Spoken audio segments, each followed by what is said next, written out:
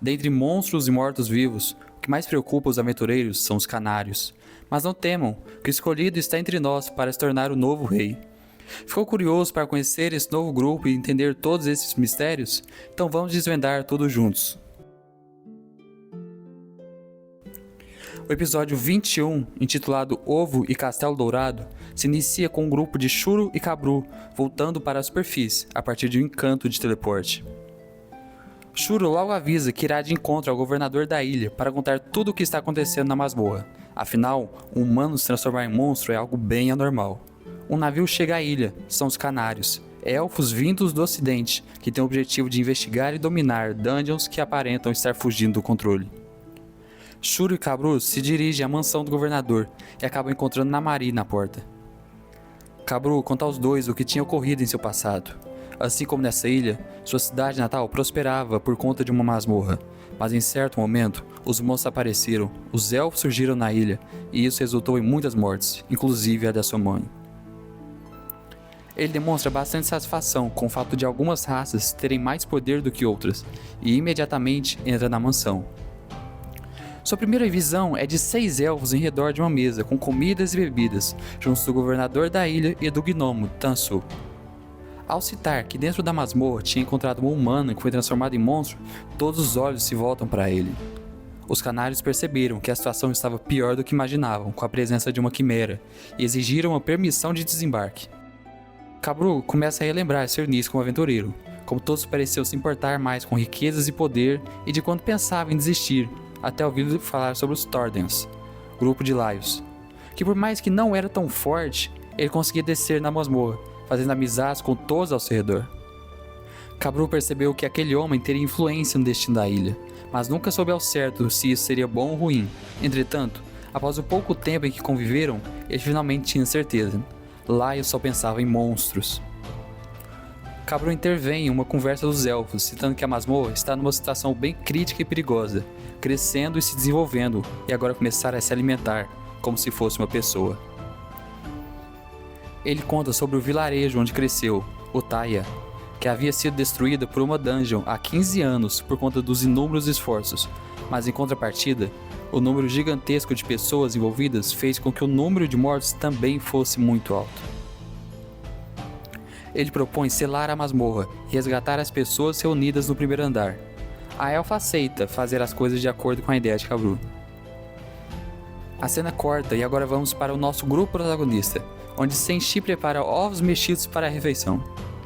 Enquanto cozinha, ele retorna à fala de Marshall, quando comparou a alma a ovos alguns episódios e discorda dela. Esse diálogo é incrível, pois por mais que Marshall queira estar certa o tempo inteiro, não existe ninguém que saiba mais de alimentos do que Senshi. Logo, ele é a pessoa perfeita para ter esse tipo de conversa. Fatiando o pão e cortando os ovos, Senshi termina um belíssimo ovos benedict de alma. É importante citar que a autora sempre deixa uma lista de ingredientes para o preparo dos pratos, até porque todos nós temos um ovo de basilisco na geladeira. O que irrita Tio Chuck é Izutsumi, que não para de encarar cantos aleatórios da caverna, como se pudesse enxergar algo. Ela responde que não pode enxergar, mas sente algo entre eles. Laios sente um alívio imenso ao ouvir isso, e explica a todos que as alucinações que diz ter pela doença de Mana há um tempo atrás estavam ocorrendo até agora, e ele via fantasmas que tentavam se comunicar com ele. Foram esses fantasmas que salvaram eles de quando o feiticeiro louco tentou matá-los esmagados. Depois de uma discussão, eles decidem conversar com o fantasma, e ele diz que quer apresentar um certo alguém para eles. Então todos são puxados para dentro da parede. Depois de um longo tempo caindo, provavelmente para um andar mais baixo, o grupo acorda em um reino com árvores, casas, um grande castelo e um céu azul acima deles, diferente da maioria dos outros andares. Eles sabidamente se deparam com um unicórnio puxando uma carroça, e o jovem que estava montado, percebendo que eram de algum lugar diferente, entrega panos e chapéus. Andando pela aldeia, é perceptível como os monstros são dóceis com os humanos naquele local, como animais de criação. O jovem explica que os monstros foram ordenados a não feri-los, e que se eles usassem algum objeto daquele povo, ficariam a salvos. Por mais que não fosse um monstro por completo, Izutsumi passa a reagir de maneira mais carinhosa e meiga, como um pequeno felino, totalmente diferente de como é em sua normalidade. Examinando o local em sua volta, Laios entende que aquele à sua frente era o Castelo Dourado, centro de toda a masmorra, e que os fantasmas que os levaram até ali eram os antigos moradores. Laios teve essa percepção, pois estivera lá quando viajou entre quadros em busca de comida.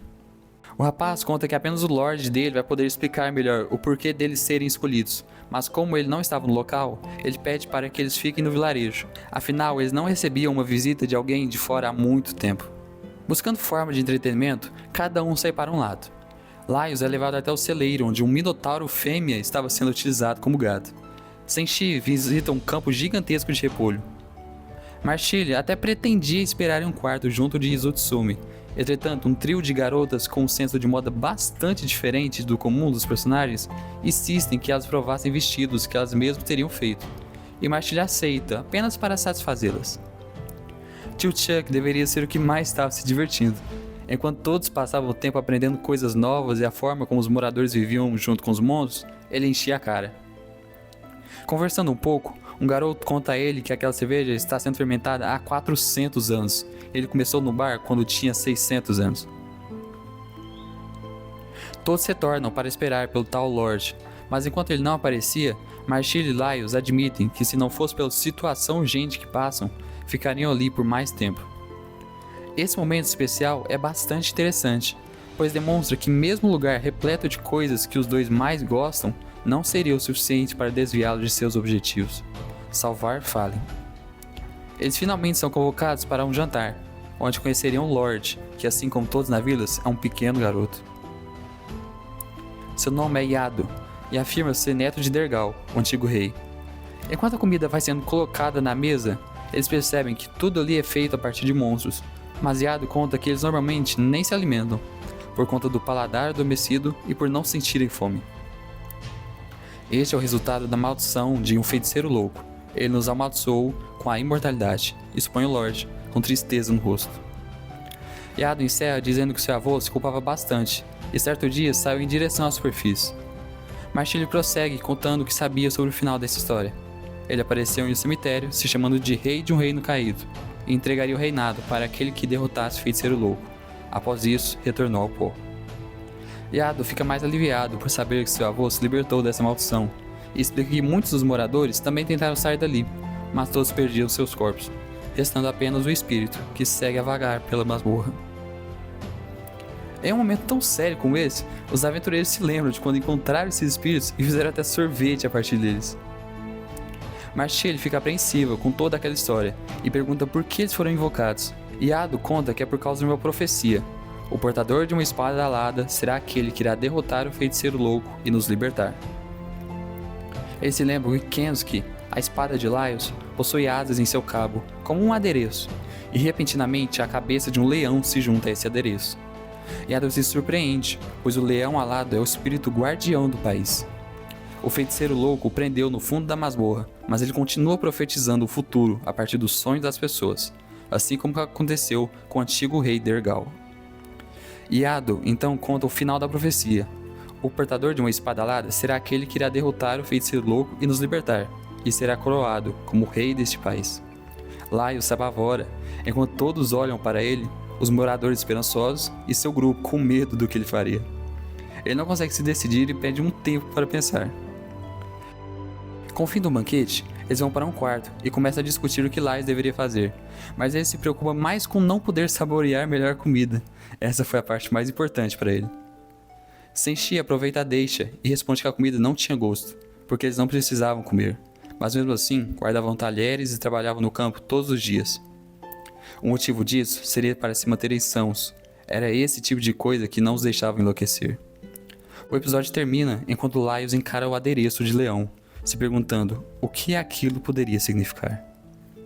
Muito legal como a obra revisita pontos que parecem ser importantes, como as almas que vagam pela masmorra, a história que Laios presenciou nos quadros que ganha cada vez mais relevância, e esse grupo novo, bastante interessante, não?